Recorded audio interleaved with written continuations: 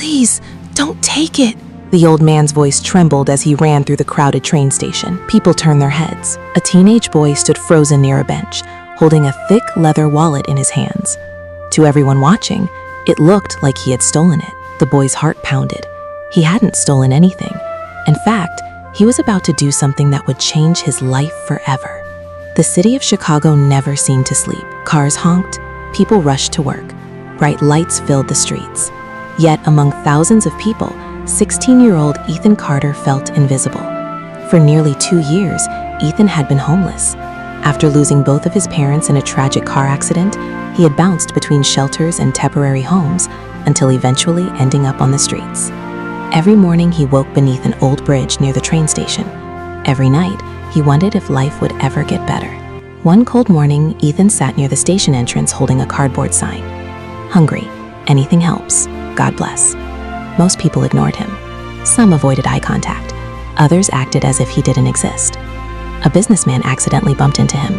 Watch where you're sitting, the man snapped. Ethan quietly nodded. Sorry, sir. A woman passing by shook her head. Kids these days. Ethan lowered his eyes. He wanted to explain. He wanted to tell them he wasn't lazy. He wasn't dangerous. He was simply alone. But nobody ever asked. That afternoon, the station was packed. Travelers hurried toward departing trains. Announcements echoed overhead. Ethan sat on a bench eating half a sandwich someone had given him. Then he noticed something. A wealthy-looking older man wearing an expensive suit stood up from a nearby seat. He answered a phone call and hurried toward Platform 7. As he left, something slipped from his coat pocket. A wallet. A very thick wallet. It landed beneath the bench. Nobody noticed, except Ethan. His stomach tightened. He looked around. No one had seen it. Slowly, he reached down and picked it up. The leather felt expensive. Very expensive. His hands trembled. For a moment, temptation whispered. He hadn't eaten a proper meal in days. His shoes had holes. Winter was coming. Maybe this was luck. Maybe this was the answer. Then he opened the wallet. Inside were hundreds of dollars, credit cards, business cards, and a family photograph. A smiling grandfather surrounded by children. Ethan stared at the picture.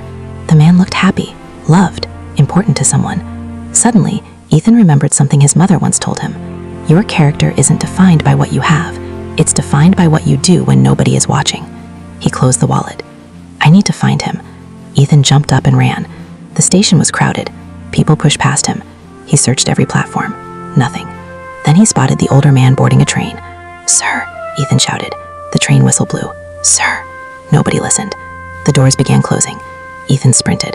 His heart pounded. Sir, your wallet. The man turned. Too late. The train doors shut. The train began moving. Ethan stopped, out of breath. No. The train disappeared. He looked at the wallet. Now what? A security guard approached. What are you doing running around here? Ethan explained. The guard looked skeptical. You expect me to believe that? It's true. The guard grabbed the wallet. Come with me. Inside the station office, Ethan sat nervously. A supervisor examined the wallet. There are over $3,000 in here. Another guard crossed his arms. Most kids would have taken it. Ethan remained silent. The supervisor searched the wallet. Finally, he found an ID. Richard Harrison. The name sounded familiar. Very familiar. One employee gasped. Wait, Harrison? Who's that? Ethan asked. The employee looked surprised. You don't know? Ethan shook his head. Richard Harrison owns Harrison Technologies. Even Ethan had heard of the company. It was worth billions. The supervisor called a number listed on a business card. A few minutes later, someone answered. Then another. Then another. Eventually, they reached Richard Harrison himself. The supervisor explained. There was silence. Then Richard spoke. Tell the boy to wait. I'm coming back. 40 minutes later, a black luxury SUV stopped outside the station. Richard Harrison entered the office. He looked relieved. The moment he saw the wallet, he sighed. My goodness. Then he looked at Ethan. The homeless teenager stood awkwardly. Richard smiled. You found this? Yes, sir. You could have kept it. I know. Why didn't you? Ethan shrugged. Because it wasn't mine. The room fell silent. Richard stared at him. Most people answered that question differently. Most people talked about rewards, or fear, or consequences. But Ethan sounded sincere. Richard extended his hand. Thank you. He shook it. For the first time in years, someone looked him directly in the eyes.